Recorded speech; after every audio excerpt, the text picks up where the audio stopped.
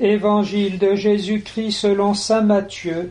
Jésus alla dans son pays et il enseignait les gens dans leur synagogue, de telle manière qu'ils étaient frappés d'étonnement et disaient « D'où lui viennent cette sagesse et ces miracles? N'est-il pas le fils du charpentier? Sa mère ne s'appelle-t-elle pas Marie et ses frères Jacques, Joseph, Simon et Jude? Et ses sœurs ne sont-elles pas toutes chez nous? Alors d'où lui vient tout cela ?» Et ils étaient profondément choqués à cause de lui. Jésus leur dit « Un prophète n'est méprisé que dans sa patrie et dans sa propre maison. » Et il ne fit pas beaucoup de miracles à cet endroit-là, à cause de leur manque de foi. C'est aujourd'hui la fête de Saint Joseph, artisan ou travailleur suivant les époques, et l'Évangile d'aujourd'hui nous invite à aborder cette haute figure de sainteté sous l'angle de la foi. En général, on souligne surtout, d'ailleurs avec une partie de la liturgie et la solennité de Saint Joseph, le serviteur bon et fidèle, docile, toujours prêt à entendre la parole de Dieu et sans voir à servir, avec d'autant plus de désintéressement qu'il est là, tenant la place du Père, pour Jésus-Christ conçu de l'Esprit Saint et né de la Vierge Marie. Une pièce maîtresse et en même temps, semble-t-il, comme en dehors de tout ce qui se passe de plus important.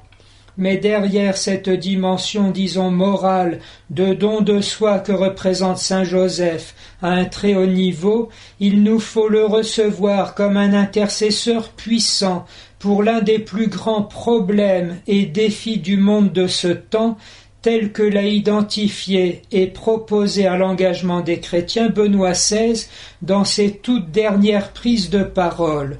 Il s'agit de convertir radicalement la vie économique mondiale en remettant en son centre le travail et en prenant des politiques économiques qui visent non plus le profit en priorité, mais d'assurer à tous un travail. C'est là la doctrine classique du travail selon l'Église, mais nous devons retrouver ce sens de l'homme. Le travail est fait pour pouvoir gagner son pain et celui de sa famille de façon décente. C'est là le cœur même de l'entreprise et cet entrelacement naturel du capital et du travail. Ce qui a été faussé ici porte ses fruits de façon non plus logique mais cynique. On voit grandir les chiffres du chômage, alors que, mensonge, on en fait soi-disant la priorité de toutes les politiques depuis des dizaines d'années. Mais non, les décisions donnent leurs fruits, et c'est donc une conversion à échelle humaine, presque irrejoignable, que nous devons entamer, et pour cela il y faut la foi et l'espérance, en même temps que l'appui de saint Joseph, dans sa fonction spécifique, et plus profondément encore, miser sur l'efficacité salvifique du mystère de l'incarnation, car saint Joseph n'est pas du tout en dehors de ce qui se fait de plus important. Il est au contraire au cœur de ce mystère de l'incarnation, puisqu'il tient là la place du Père et que Dieu a voulu, dans l'incarnation du Christ, avant même le ministère public et les grands combats du mystère pascal, restaurer la famille comme seule source possible de l'humanité et de la vie. Cette position de saint Joseph nous est donnée par exemple auprès du petit roi de grâce à Beaune, où dans sa chapelle saint Joseph trône auprès de l'enfant Jésus et de la Vierge Marie, et où la consécration au petit roi de grâce est donnée pour être introduit dans la famille de Jésus sur terre, avec la figure paternelle très rassurante et efficace et puissante de saint Joseph.